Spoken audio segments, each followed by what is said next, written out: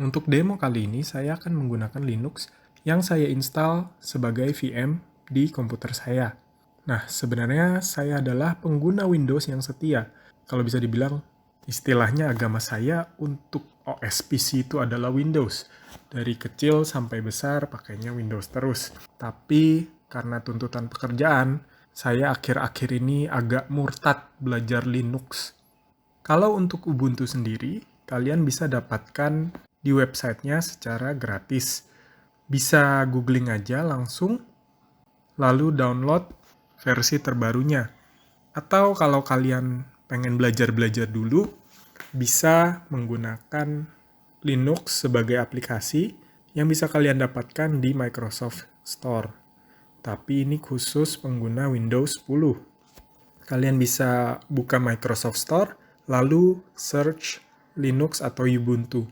Nanti kalian akan bisa menginstal Ubuntu sebagai aplikasi. Jadi resource-nya nggak akan seberat kalau kalian jalanin VM.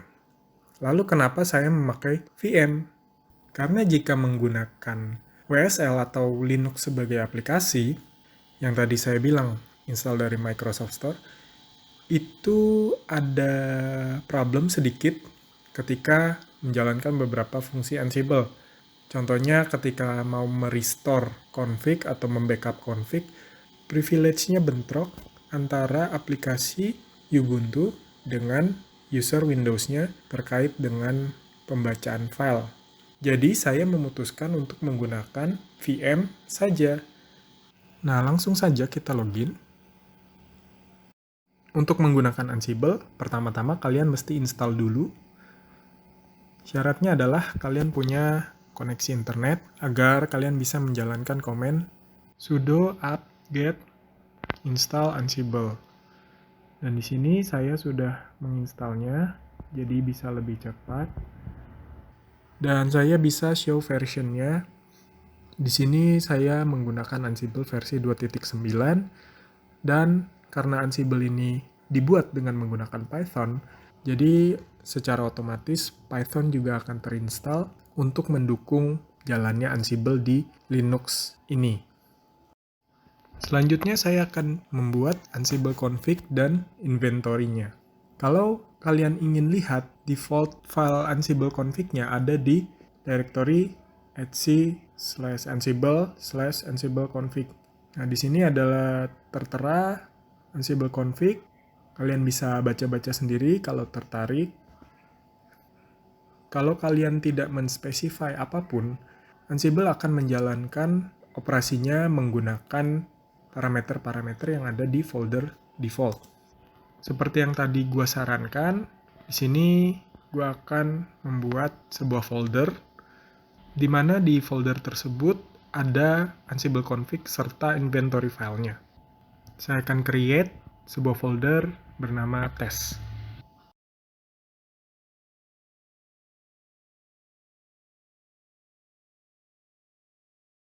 Oke, sudah terbuat foldernya. Sekarang saya berada pada directory home/user1.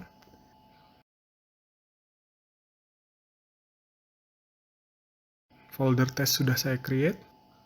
Saya akan pindah ke directory test tersebut untuk membuat file Ansible config serta inventory-nya.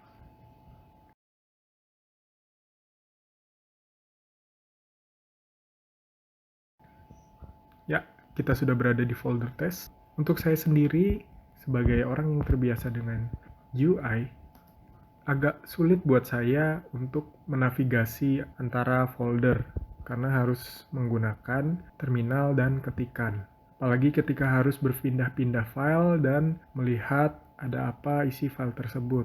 Nah, untuk memudahkan pengerjaan dari Ansible ini, saya menggunakan tools yang bernama Visual Studio Code, seperti yang ini nih. Tools ini juga free dan size-nya cukup kecil. Di sini bisa kalian gunakan untuk coding si Ansible ini.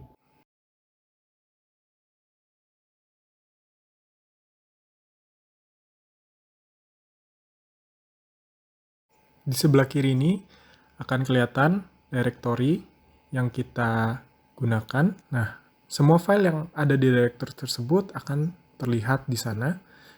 Jadi kalau kita bolak-balik file, kita akan lebih mudah.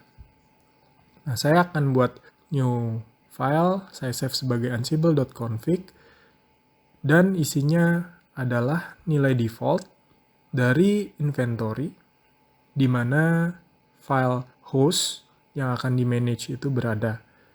Saya specify di ansible.config ini, dan karena file tersebut belum ada, saya akan create satu file lagi bernama host.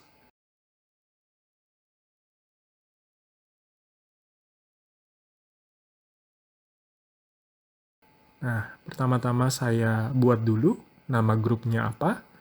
Contohnya di sini nama grupnya adalah transport. Dan nama hostnya adalah node strip 1.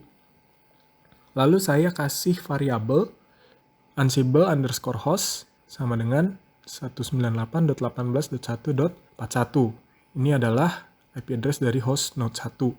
Lalu saya akan buat variabelnya yang berupa ansible underscore network underscore OS. Karena saya menggunakan iOS XR, jadi saya isi parameternya dengan iOS XR. Setelah itu baru kita bisa kembali ke terminal untuk menjalankan Ansible ad hoc-nya. Seperti contoh kasus yang sudah kita bahas sebelumnya, ad hoc ini bisa kita gunakan untuk gather version dari banyak router. Satu hal yang keren dari Visual Studio Code ini adalah kita bisa buka terminal di dalam window Visual Studio Code tersebut. Jadi, tidak perlu bolak-balik aplikasi terminal dengan Visual Studio Code. Cukup dalam satu window yang sama. Nah, untuk menjalankan Ansible ad hoc ini, cukup ketik Ansible, lalu untuk node mana saja atau host mana saja saya akan menjalankannya. Kalau untuk semua bisa ketik all. Nah, karena di sini cuma satu, saya akan ketik node 1. Lalu -m raw, ini adalah modulnya -m. Kita menggunakan modul raw, dan -a ini adalah komen yang akan kita input. Di sini komen yang akan kita input adalah show version, include misalnya image. Lalu kita masukkan username-nya di sini dengan parameter -u, spasi Cisco, dan -k.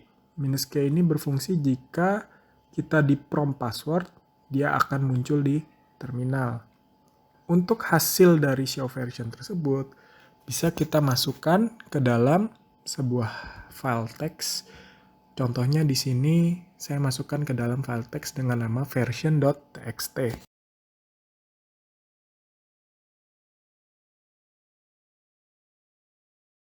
Oke, kita jalankan.